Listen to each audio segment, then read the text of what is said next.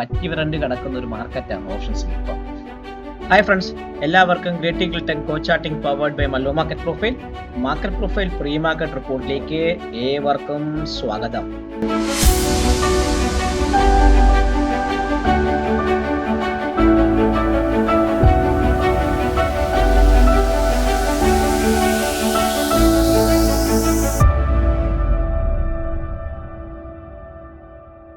So പറഞ്ഞതുപോലെ നമ്മുടെ market കൃത്യമായിട്ട് ആ ഒരു റെഫറൻസ് ലെവലൊക്കെ അച്ചീവ് ചെയ്ത് ഒരു കിഡിലെ ഒരു ഗ്യാപ്പ് അപ്പിലാണ് നിഫ്റ്റി ഓപ്പൺ ചെയ്ത് ഒരു ഓൾമോസ്റ്റ് ഒരു പി ഷേപ്ഡ് പ്രൊഫൈലാണ്, ഒരു പി ഷേപ്പിലാണ് നമ്മുടെ നിഫ്റ്റി നിൽക്കുന്നത്. ഒരു ചെറിയൊരു നോർമൽ വേരിയേഷൻ അപ്പാണ് ക്ലോസിംഗ് വന്നെങ്കിൽ, പക്ഷേ പ്രൊഫൈലിന്റെ ഷേപ്പ് വന്ന് പെർഫെക്റ്റ്ലി പി ആണ്.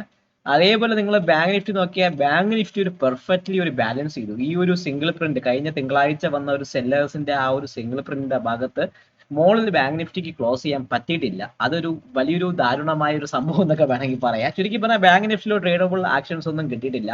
മിഡ് ക്യാപ്പ് ഒരു നോർമൽ വേരിയേഷൻ അപ്പാണ്, ഷേപ്പ് ഒന്ന് പി ആണ്. പക്ഷെ ഡേ ടൈപ്പ് പ്രകാരം നോർമൽ വേരിയേഷൻ അപ്പാണ് നിഫ്റ്റിക്കും മിഡ് ക്യാപ്പിനും, പക്ഷെ ഷേപ്പ് ഒന്ന് പി ആണ്. അതിനർത്ഥം ഒരു ലോങ് ബിൽഡപ്പ് നിഫ്റ്റിക്കും മിഡ് ക്യാപ്പിലും വന്നിട്ടുണ്ട്. ബാങ്ക് നിഫ്റ്റി ബാലൻസിന്റെ ആ ഒരു കണ്ടിന്യൂഷൻ തന്നെയാണ് കടന്നു പോയിക്കൊണ്ടിരിക്കുന്നത്. സോ ഇത് നിങ്ങൾ നോക്കിക്കഴിഞ്ഞാൽ അറിയാൻ പറ്റും, നമ്മുടെ റെഫറൻസ് ലെവൽ പ്രകാരം നമ്മുടെ mid cap first target bullish ഓപ്പറേഷന്റെ മുകളിൽ ഓപ്പൺ ചെയ്തു, ഫസ്റ്റ് ടാർഗറ്റ് തന്നു, സെക്കൻഡ് ടാർഗറ്റ് തന്നു, ഓൾമോസ്റ്റ് തേർഡ് ടാർഗറ്റ് അവിടം വരെ പോയി. ബാങ്ക് നിഫ്റ്റി ബുള്ളിഷ് ഓപ്പറേഷന്റെ അവിടെ നിന്ന് ഫസ്റ്റ് ടാർഗറ്റ് സെക്കൻഡ് ടാർഗറ്റ് തന്നുള്ളൂ, തിരിച്ച് ഫസ്റ്റ് ടാർഗറ്റിന്റെ ആ ഭാഗത്തൊക്കെ തന്നെ അവൻ കൃത്യമായിട്ട് കടന്ന് കളിച്ചു. മിഡ് ക്യാപ്പ് നിഫ്റ്റി നോക്കിക്കഴിഞ്ഞാൽ നിഫ്റ്റി ബുള്ളിഷ് റെഫറൻസ് പൊട്ടിയാണ് ഓപ്പൺ ചെയ്ത്, R1ന്റെ മുകളിൽ ഓപ്പൺ ചെയ്തു, R2 പോയി, R3 പോയി. ചുരുക്കി പറഞ്ഞ നിഫ്റ്റി ഒരു സ്റ്റാൻഡേർഡ് ഡീവിയേഷൻ തേർഡ് സ്ട്രൈറ്റ് സെറ്റപ്പിലേക്കാണ് മാർക്കറ്റ് പോയത്. ഓൾമോസ്റ്റ് 195 പോയിന്റ്സ് 200 പോയിന്റ്സോളം നിഫ്റ്റി അപ്പായ ഒരു ദിവസമായിരുന്നു. നമ്മുടെ ഇമ്പോർട്ടൻ്റ് ആയുള്ള എല്ലാ സെല്ലിങ്ങിന്റെ സോണിന് മുകളിലേക്കാണ് നിഫ്റ്റി ക്ലോസ് ചെയ്തിരിക്കുന്നത്. സോ മിഡ് ക്യാപ്പിനെ സംബന്ധിച്ച് മിഡ് ക്യാപ്പ് നിങ്ങൾ നോക്കിക്കഴിഞ്ഞാൽ ഒരു പി ഷേപ്ഡ് പ്രൊഫൈൽ ഷേപ്പാണ് വന്നിരിക്കുന്നത്. നോർമൽ വേരിയേഷൻ അപ്ഡേ ആണ് ഡേ ടൈപ്പ് പ്രകാരം. പി ഒ സി വന്നിരിക്കുന്നത് 13,969 ഭാഗത്തേക്ക് പി ഒ സി വന്നിരിക്കുന്നത്. അപ്പൊ നമുക്ക് ആദ്യം മിഡ് ക്യാപ്പിന്റെ ഈ റെഫറൻസ് ലെവലൊക്കെ ഒന്ന് മുകളിലോട്ട് തട്ടി കൊണ്ടുപോയി വച്ചതിന് ശേഷം നമുക്ക് ആദ്യം എന്ത് ചെയ്യാം, ഒരു പി ഒ സി ഒന്ന് മാറ്റി വയ്ക്കാം. 13,969 ഭാഗത്താണ് പി ഒ സി. ഞാൻ ആ പി ഒ സി ഒന്ന് ആദ്യം മാർക്ക് ചെയ്ത് വെച്ചു. 13,969 ഭാഗത്തേക്ക് പി ഒ സി വന്നു. ഇനി മൊമെന്റം ബൈയിങ് എന്ന് പറഞ്ഞാൽ ഞാൻ ഇനി 14,000 മുകളിൽ മാത്രമേ ഞാൻ ഒരു ബൈയിങ്ങിനെ കുറിച്ച് ചിന്തിക്കും. ഇപ്പം നമ്മുടെ ബുള്ളിഷ് റെഫറൻസ് എത്രയിലോട്ട് മാറ്റണം, നമുക്ക് 14,000 എന്ന് പറഞ്ഞൊരു ഇമ്പോർട്ടന്റ് റെഫറൻസ് ആ ഭാഗത്ത് മിഡ് ക്യാപ്പിൽ ഒരു സെല്ലിംഗ് പ്രഷർ ഞാൻ നാളത്തേക്ക് കാണുന്നുണ്ട്. കാരണം നാളെ നിഫ്റ്റിയുടെ എക്സ്പയറിയും കൂടെ ആയതുകൊണ്ട് വേണമെങ്കിൽ നമ്മുടെ മാർക്കറ്റ് അവിടെ ഒന്ന് ഹോൾഡ് അപ്പ് ചെയ്യാനുള്ള ചാൻസ് കുറച്ച് കൂടുതലാണ്. 14,000 മുകളിൽ നിൽക്കുമ്പോൾ ഫസ്റ്റ് ടാർഗറ്റ് എന്ന് പറഞ്ഞാൽ 14,040 ഭാഗത്തേക്ക് മാർക്കറ്റ് പോകാം, 14,040 ഭാഗത്തേക്ക് പോകാം. സെക്കൻഡ് ടാർഗറ്റ് എന്ന് പറയുമ്പോൾ 14,080 ഭാഗത്തേക്ക്, അതാണ് 14,080 ഭാഗത്തേക്ക് പോകാനും. തേർഡ് ടാർഗറ്റ് എന്ന് പറഞ്ഞാൽ 14,010 ഭാഗത്തേക്ക് പോകാം. ഇത് സ്റ്റാൻഡേർഡ് ഡീവിയേഷൻ അല്ല, 14,110 ഭാഗത്തേക്ക് പോകാം. ചുരുക്കി പറഞ്ഞാൽ ഇതാണ് ഒരു നിഫ്റ്റി മിഡ് ക്യാപ്പിന്റെ അപ്പർ സൈഡ് റെഫറൻസ് ലെവൽ. 14,000 മുകളിൽ സസ്റ്റെയിൻ ചെയ്താൽ മാത്രമേ ബൈയെ കുറിച്ച് ചിന്തിക്കാവുള്ളൂ. 14,040, 14,080, 14,110 ഭാഗത്തേക്ക് പോവാം. ഇനി സെല്ലിംഗ് എന്ന് പറഞ്ഞ് നോക്കുന്ന സമയത്ത് ഞാൻ ഇനി സെല്ലിങ്ങിനെ കുറിച്ച് ചിന്തിക്കുന്നുണ്ടെങ്കിൽ ഈ ഒരു റെഫറൻസ് ലെവൽ 13,900 താഴെ ഞാൻ മിഡ് ക്യാപ്പിൽ ഒരു സെല്ലിങ്ങിനെ കുറിച്ച് ചിന്തിക്കും. എത്രയാണ് എന്റെ ബെയറിഷ് റെഫറൻസ്, ഞാൻ 13,900 ഭാഗത്തേക്ക് കൊണ്ടുപോകുന്നു. 13,900 പൊട്ടുകയാണെങ്കിൽ ഒരു സെല്ലിങ്ങിനെ കുറിച്ച് ചിന്തിക്കാം. ആ സെല്ലിംഗ് എന്ന് പറഞ്ഞാൽ ഫസ്റ്റ് നമ്മളെ സംബന്ധിച്ചുള്ള ഈ റെഫറൻസ് ലെവൽ 13,007 ലോവർ ലെവലായ 13,864 ഭാഗത്തേക്ക് പോകാം. 13,864 ഭാഗത്തേക്ക് മിഡ് ക്യാപ്പ് വരാം. അതിന് താഴെ അടുത്ത് നിൽക്കുന്നുണ്ടെങ്കിൽ അതിന്റെ അടുത്ത് എന്ന് പറയുമ്പോൾ 13,820 ഭാഗത്തേക്ക്, എത്രയാണ് 13,820 ഭാഗത്തേക്ക് 13,820 ഭാഗത്തേക്ക് വരാനും. അതിന് താഴെ സസ്റ്റെയിൻ ചെയ്യുന്നുണ്ടെങ്കിൽ ഈ ഒരു പി ഒ സി 13,786 ഭാഗത്തേക്ക്, തേർഡ് ടാർഗറ്റ് എന്ന് പറയുമ്പോൾ 13,786 ഭാഗത്തേക്ക് മിഡ് ക്യാപ്പ് വരാനുള്ള ചാൻസ് വളരെയധികം കൂടുതലാണ്. ചുരുക്കി പറഞ്ഞാൽ 13,900 പൊട്ടുകയാണെങ്കിൽ ഈ പറഞ്ഞ റെഫറൻസ് ലെവലൊക്കെ ആക്ട് ചെയ്ത് താഴേക്ക് വരാനുള്ള ചാൻസ് മിഡ് ക്യാപ്പിനെ സംബന്ധിച്ച് വളരെയധികം കൂടുതലാണ്.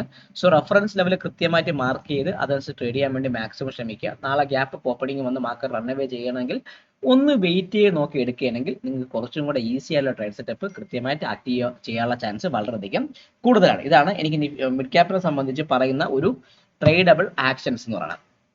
ഇനി ബാങ്ക് നിഫ്റ്റി പക്ക ഒരു ബാലൻസിങ് ആണ്.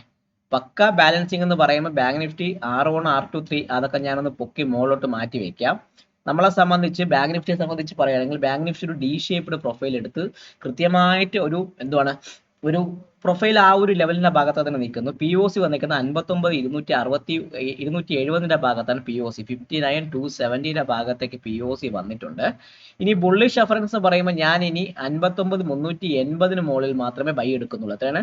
59,380 മുകളിൽ സസ്റ്റെയിൻ ചെയ്യുന്നുണ്ടെങ്കിൽ ഞാനൊരു ബൈയെ കുറിച്ച് ചിന്തിക്കും. ആ ബൈ ഫസ്റ്റ് ടാർഗറ്റ് ഈ പി ഒ സിയുടെ ഭാഗത്തേക്ക് 59,458 ഫസ്റ്റ് ടാർഗറ്റ് അവിടെയാണ്. 59,458 ഭാഗത്തേക്ക് പോകും. ഫസ്റ്റ് ടാർഗറ്റ് അവിടെ വരുന്നുണ്ട്. അതിന് മുകളിൽ സസ്റ്റെയിൻ ചെയ്യുമ്പോൾ അടുത്തത് ഈ ഒരു ബിയുടെ ഹൈ ആയ 59,561 59,561 ഭാഗത്തേക്ക് വരാനും അതിന് മുകളിൽ സസ്റ്റെയിൻ ചെയ്യുന്നുണ്ടെങ്കിൽ മാത്രം എവിടെ വരാം? നമുക്ക് 59,700 അല്ല, ഈ ഒരു ഹൈ 59,729 തേർഡ് ടാർഗറ്റ് എന്ന് പറയുമ്പോൾ 59,729 ഭാഗത്തേക്ക് പോകാം. ചുരുക്കി പറഞ്ഞാൽ 59,380 മുകളിൽ നിൽക്കുകയാണെങ്കിൽ 456 560 വരെ പയ്യെ ഉച്ചകഴിഞ്ഞും പോലെ പോകാനുള്ള ചാൻസ് ഉണ്ട്. 561 പൊട്ടുകയാണെങ്കിൽ ഒരു ഹെവി ആയിട്ടുള്ള മൂവ്മെന്റ് വന്ന് 59,729 വരെ പോകാനുള്ള ചാൻസ് വളരെ കൂടുതലാണ്. ഇനി സെല്ലിംഗ് എന്ന് പറഞ്ഞാൽ ഞാൻ ഇനി 59,119 താഴെ മാത്രമേ ഒരു സെല്ലിംഗ് എടുക്കുള്ളൂ. ബുള്ളിഷ് ഓഫർ ബെയറിഷ് എന്ന് 59,119 താഴെ സസ്റ്റെയിൻ ചെയ്യുന്നുണ്ടെങ്കിൽ ഞാൻ ഒരു സെല്ലിങ്ങിനെ കുറിച്ച് ചിന്തിക്കും. അത് ഫസ്റ്റ് ടാർഗറ്റ് 59,000 ഭാഗത്തേക്ക് വരാം. എത്രയാണ്? 59,000 എന്ന് പറഞ്ഞ ആ ഒരു റൗണ്ട് നമ്പറിന്റെ ഭാഗത്തേക്ക് വരാം ഫസ്റ്റ് ടാർഗറ്റ്.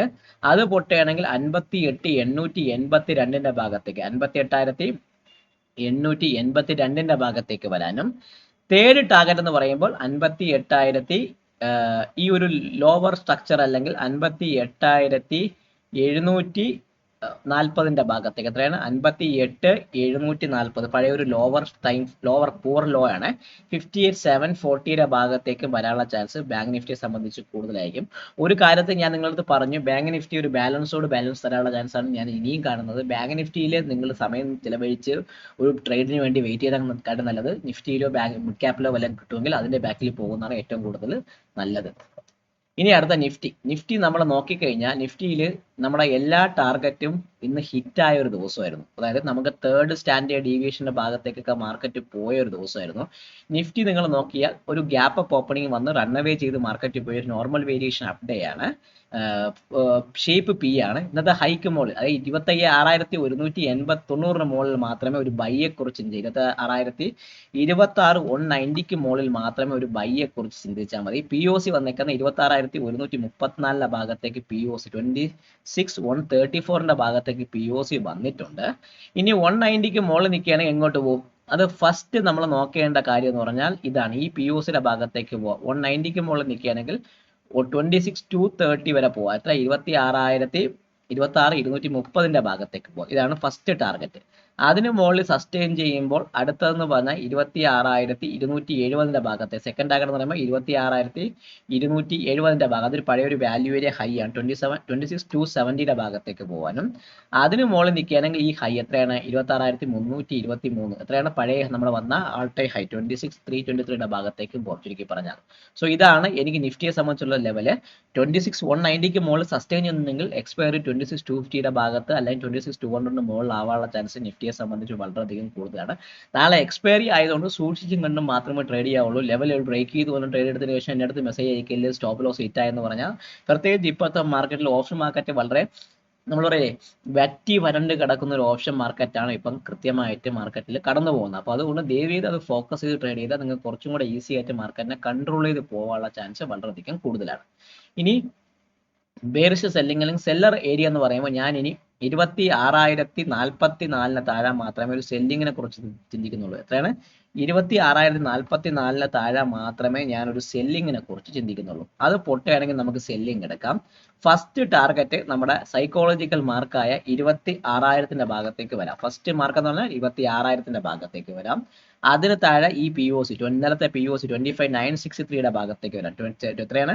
25,963 ഭാഗത്തേക്ക് വരാനും തേർഡ് ടാർഗറ്റ് എന്ന് പറയുമ്പോൾ 25,000 നമ്മളെ സംബന്ധിച്ച് ഈ ഒരു ഹൈ ആയ 25,900 എത്രയാണ് റൗണ്ട് നമ്പർ ഫിഗർ 25,900 ഭാഗത്തേക്ക് നിഫ്റ്റി വരാനുള്ള ചാൻസ് വളരെ കൂടുതലാണ്.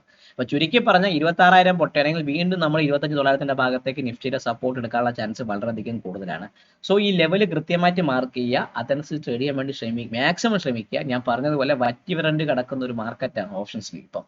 അപ്പം പ്രത്യേകിച്ച് സാന്താക്ലോസിന്റെ ടൈമാണ്, മാർക്കറ്റിൽ മൂവ്മെന്റ് ഇല്ല, ന്യൂ ഇയർ വരാൻ പോകുന്നു, FI ഡെസ്കിന്റെ ഭാഗത്തൊക്കെ ആൾക്കാർ വളരെ കുറവാണ്, പ്രോപ്സിന്റെ വോളിയം വളരെ കുറവാണ്. അപ്പം ചുരുക്കി പറഞ്ഞാൽ വോളിയം കുറവായ മാർക്കറ്റ് ആയതുകൊണ്ട് നനഞ്ഞ പറയുന്നതിന് കലക്ക വെള്ളത്തിൽ മീൻ പിടിക്കാൻ പറ്റുന്ന പോലെ ഇവിടെ ഇത് കലക്ക വെള്ളമല്ല, തെളിഞ്ഞ വെള്ളമാണ്. മീൻ പിടിക്കാൻ പോയി കഴിഞ്ഞാൽ ചിലപ്പോൾ മീനും ചൂണ്ട എല്ലാം കൂടെ മാർക്കറ്റ് കൊണ്ടുപോകാനുള്ള ചാൻസ് വളരെയധികം കൂടുതലായിരിക്കും. അതുകൊണ്ട് നല്ല സൂക്ഷിച്ചും കണ്ടും ട്രേഡ് ചെയ്താൽ നല്ല രീതിയിൽ നിങ്ങൾക്ക് ട്രേഡ് ചെയ്യാൻ വേണ്ടി മാക്സിമം ശ്രമിക്കുന്നതാണ്.